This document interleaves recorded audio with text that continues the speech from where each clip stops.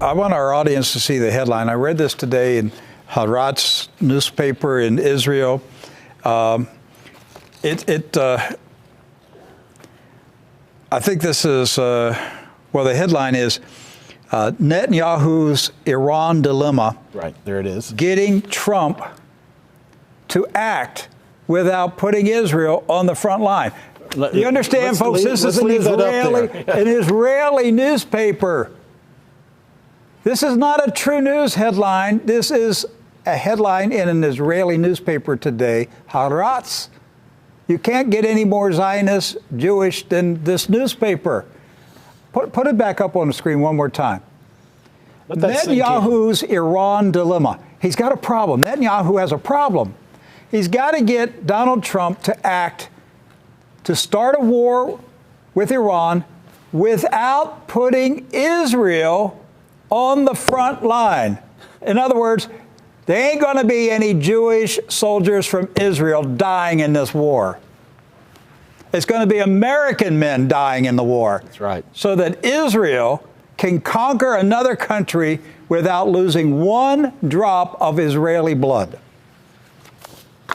That's what this story is saying. Yes. And the Israeli newspapers are open about it. Hey, here's our prime minister has a problem. He's got to get America to start this war without getting Israel in it. But if I said it, I'm an anti-Semite. I'm a bigot. I'm a hate monger if I said this, Doc. Right. But the Israeli Jewish newspapers say it, and nobody says anything. And then if I just quote them, I get slammed. Right. That's not fair, is it? It's not fair, but that's the way it is now. It is, because who controls the media in this country? The Zionists. It's a media war. So who writes the headlines against me? The Zionists.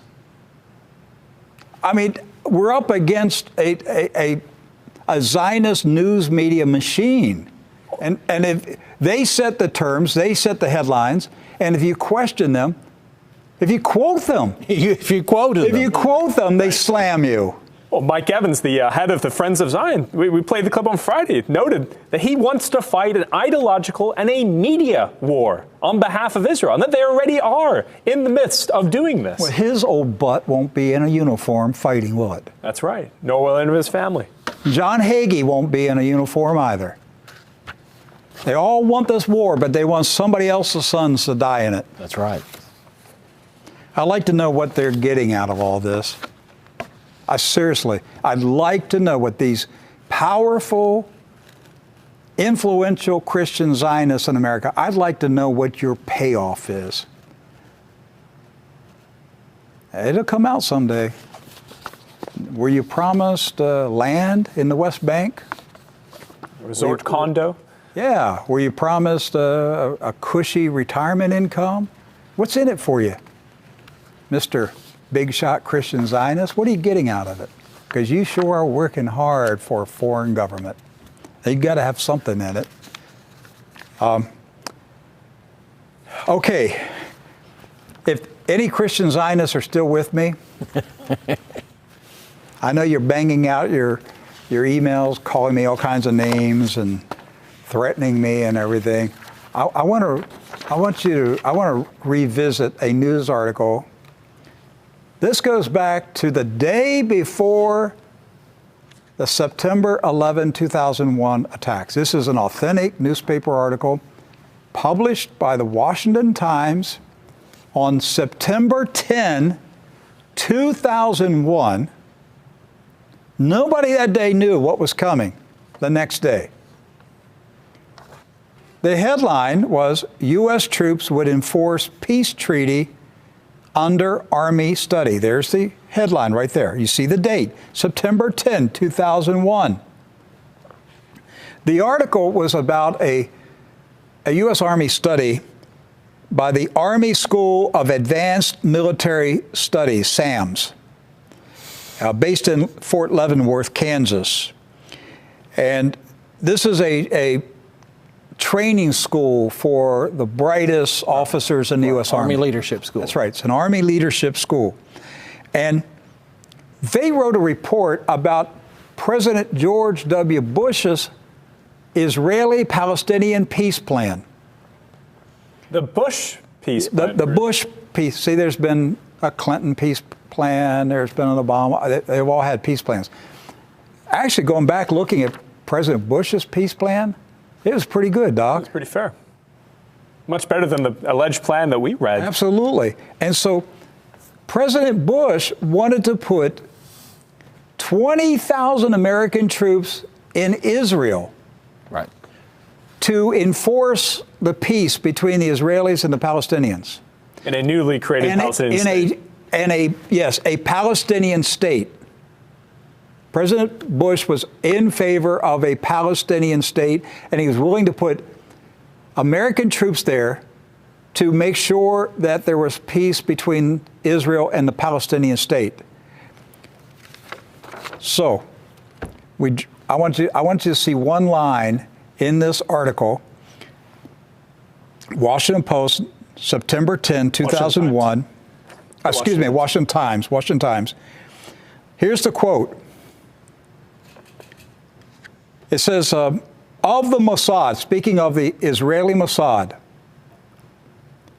the Israeli Intelligence Service, the SAMS officers say, wild card, ruthless and cunning, has capability to target U.S. forces and make it look like a Palestinian Arab act. Do you see it there at the bottom of the screen, the last paragraph? This is what the U.S. Army report said.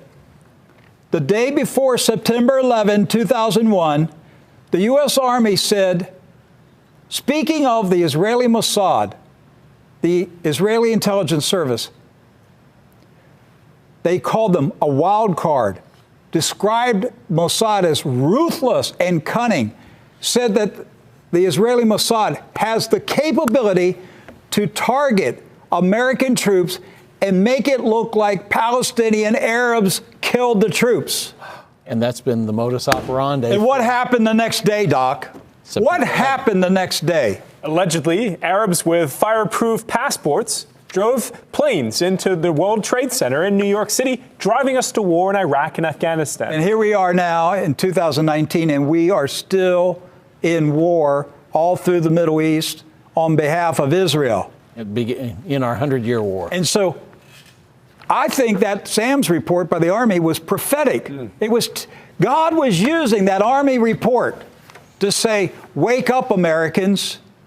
You're about to be pulled into a war with Arabs, with the Muslim world. And you're going to be made to believe that something horrible that happened to you was done by the Muslims. But it wasn't done by the Muslims. It was done by a wild card, the Israeli Mossad, that's cunning and ruthless and can carry out attacks on Americans and make it look like Arabs did it. That's the literal definition of a false flag. They didn't write that. That's a false flag. That's not my conspiracy theory. That's a U.S. Army report. The day before, published the day before 9/11. Yes. You can call me any name you want to call me. That's a U.S. Army report. They warned us. They were telling us what Israel is capable of doing. My friends, we're about to be pulled into another war in the Middle East to attack Iran, and they're going to do it the same way that they did 9/11. There's going to be a horrific attack, and there's going to be all this evidence that it was carried out by Iran. And then the people in America are going to be riled up to anger, to fury, to get revenge. It's going to have to be bloodletting. It's going to have to be revenge. And all the while, the Israeli Zionists are sitting back in their offices laughing and smiling that it worked one more time. And thousands of American soldiers are going to die on a battlefield for Zionism. An entire generation lost. I'm doing everything I can to stop it. I'm doing everything I can to expose it. We all got fooled. Look, I knew the official story wasn't right in September 11. I knew that. But I didn't know who did it. I just knew that the story we were given was not right. Anybody with half a brain knew that that story didn't line up. But we were never told the truth about who carried out September 11. And it was a deliberate operation to start a war. And it worked. And it worked. And I see American veterans missing arms and legs, missing a sound mind. Yes. Dealing with PTSD. Susan and I spent our weekend helping an American Iraqi veteran who's dealing with all kinds of emotional issues. God just dropped him on our doorstep, literally. Yes. Literally. Well, it's a long story, but we were alerted that there was an American Iraqi vet stranded on the highway just a few minutes from our house.